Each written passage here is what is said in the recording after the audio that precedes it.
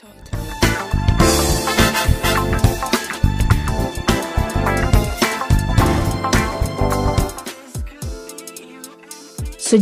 awal berdiri negara Italia. Negara Italia adalah termasuk paling tua di dunia dan peninggalan-peninggalan sejarah purba ada banyak terdapat di sana. Sampai saat ini penduduk dari segala penjuru dunia mendatangi dan melihat peninggalan-peninggalan sejarah kuno. Roma, sebagai ibu kota Kekaisaran Romawi yang kuat dan berpengaruh menarik ribuan ke kota dan negara dari seluruh kekaisaran, termasuk sebagian besar Mediterania, Afrika Utara, daratan Inggris Raya, Inggris, dan bagian Timur Tengah. Pedagang dan pedagang datang ke Italia dari beberapa bagian yang berbeda dari dunia.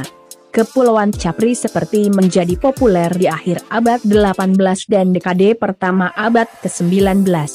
Italia terletak di bagian selatan benua Eropa.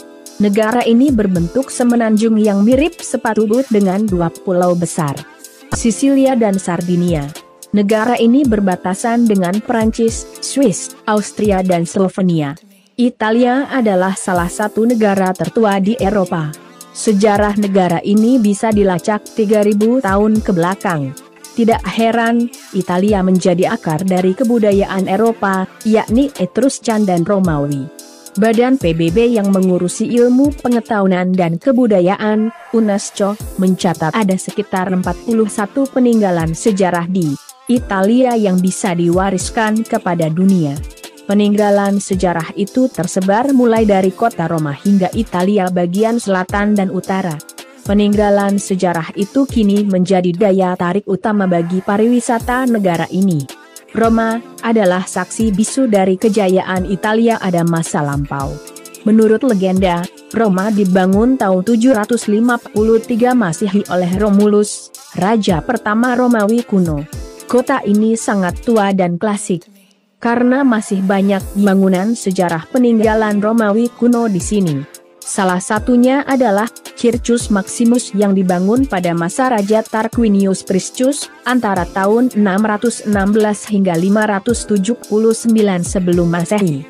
Dahulu, ribuan tahun lalu, di arena ini digelar ajang perlombaan balap kereta kuda dan gladiator, hiburan yang paling digemari saat itu. Bagi rakyat Italia, Circus Maximus adalah simbol dari kejayaan masa lampau. Di sini pula rakyat Italia merayakan tim sepak bola kesayangan mereka yang menjuarai Piala Dunia. Ribuan warga kota Roma saat itu memadati lapangan ini, kendati suhu menyengat, sekitar 35 derajat Celcius. Mereka menyambut kedatangan tim Italia. Sepak bola memang memiliki tempat khusus di hati orang setiap Italia, sehingga peristiwa seperti mereka rayakan seakbar mungkin, mengalahkan perayaan hari nasional mereka. Italia adalah negara yang bisa hidup dari industri pariwisata. Setiap tahun 15 hingga 20 juta wisatawan berkunjung ke sini. Biasanya pada musim panas, Roma dipadati wisatawan. Jumlahnya bisa melebihi penduduk Roma sendiri yang justru memilih berlibur keluar kota. Di Piazza Navona, misalnya, wisatawan bisa menikmati goresan tangan karya para pelukis jalanan. Dengan tarif 60 hingga 120 ribu rupiah, wisatawan bisa mendapatkan lukisan diri hanya dalam waktu 10 menit. Bangunan sejarah di Italia memang telah menjadi magnet bagi jutaan wisatawan. Di Piazza di Spagna, biasanya wisatawan menghabiskan waktu mereka, dan tidak mereka pun menguras koceknya berbelanja di toko dan butik di kawasan yang menawarkan produk dengan merek mendunia. Inilah Colosseo. Colosseo atau Colosseum adalah salah satu monumen yang menjadi landmark sekaligus simbol dari kota Roma. Roma selalu identik dengan bangunan ini. Di tempat inilah kerap digelar gladiator, yaitu pertarungan antara manusia melawan manusia, atau manusia dengan hewan. Bangunan ini menjadi saksi dari ribuan nyawa manusia yang mati dalam pertarungan di arena ini. Colosseo sangat megah, dan memancing rasa ingin tahu orang untuk melihat lebih mendalam sejarah bangunan ini. Pada musim panas, ribuan wisatawan rela antri berjam-jam untuk melihat monumen ini. Sebelum memasuki Colosseum, pengunjung disuguhi atraksi gladiator. Sekali foto bersama gladiator ini dipungut biaya 5 euro, setara dengan Rp60.000.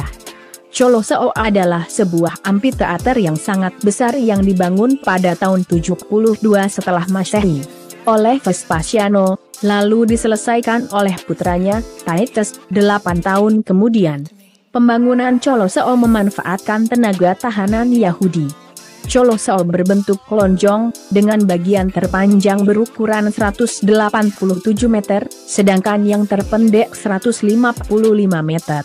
Tingginya mencapai 50 meter, dan mampu menampung 80.000 penonton.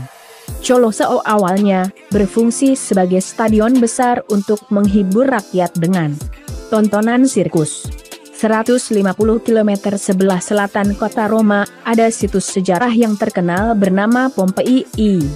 Pompeii adalah kota yang tertimbun abu letusan Gunung Vesuvius pada tanggal 24 Agustus tahun 79. Porta Marina atau gerbang laut ini adalah cikal bakal dari kota Pompeii.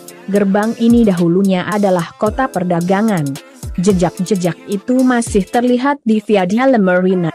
Lalu, lalang kendaraan yang mengangkut barang dari pelabuhan, pada masa itu melewati jalan sempit ini. Basilika adalah bangunan yang paling mencengangkan di Pompeii. Basilika adalah sebuah karya arsitektur dengan sentuhan seni yang tinggi. Kini hanya sebagian pilar dan tribun yang tersisa. Tribun ini pada masa itu digunakan untuk kegiatan pengadilan dan perdagangan. Para ahli sempat berdebat panjang untuk menyimpulkan bahwa basilika dahulunya beratap, dan dari lukisan di atap dipastikan bahwa basilika dibangun sekitar tahun 120 sebelum Masehi. Pada masa itu, mereka sudah memikirkan membangun jalan khusus untuk manusia, hewan, dan kendaraan. Bangunan ibadah, kegiatan politik dan ekonomi tertata dengan baik, dengan tetap memperhatikan nilai estetika yang tinggi. Pengunjung membutuhkan waktu berjam-jam untuk menelusuri kota mati ini.